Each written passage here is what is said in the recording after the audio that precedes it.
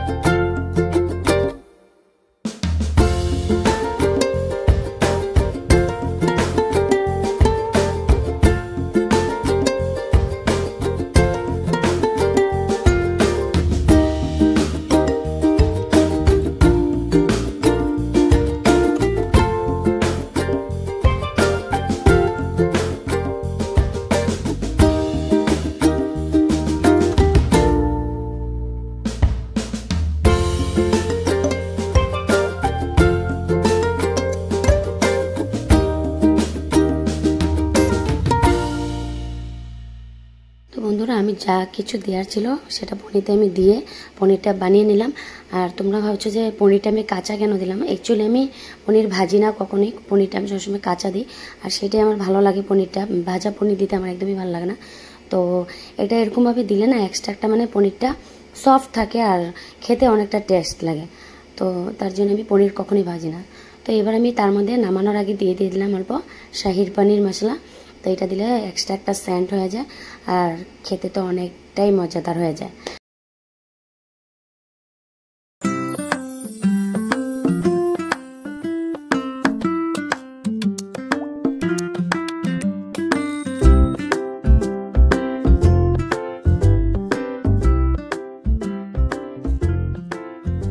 তো আমি এটা হালকা করে ভাপ দিয়ে নিয়েছিলাম। কাঁচা কলা আর আলুটা আমি আগে থেকে কাটা ছিল, ওইটা ভাপ দিয়ে আমি কমপ্লিট করে নিয়েছিলাম। আর এবারে আমি এটা বড়ি দিয়ে বানিয়ে নেব।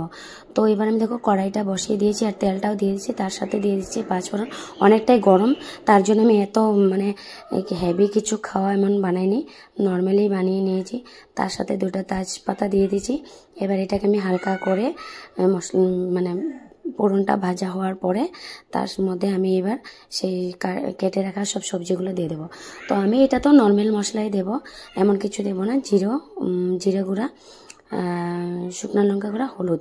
আর এই যে দেখো এবার আমি এটা সম্বাসে দিয়ে দেবো। আর এটা বড়ি দিয়ে বানাবো, অনেকটা টেস্ট লাগে বড়ি দিয়ে খেতে। তোমরা একবার খেয়ে দেখতে পারো, তোমরা অনেকে হয়তো খেয়েছো, আর যারা খাওনি একবার টেস্ট করে দেখতে পারো। তো আমার তো অনেকেই ভালো লাগে, তাই আমি এটা কাঁচা কলা, আর আমার অ্যাকচুয়ালি পেটটা খুবটা ভালো ছিল না, তাই আমি এরকম করে কাঁচা কলা দিয়ে একটু নর্মালি বড়ি দিয়ে তরকারিটা বানিয়ে নিলাম। তো তোমরা এবার দেখতে থাকো আমি কীভাবে কী করি এটা।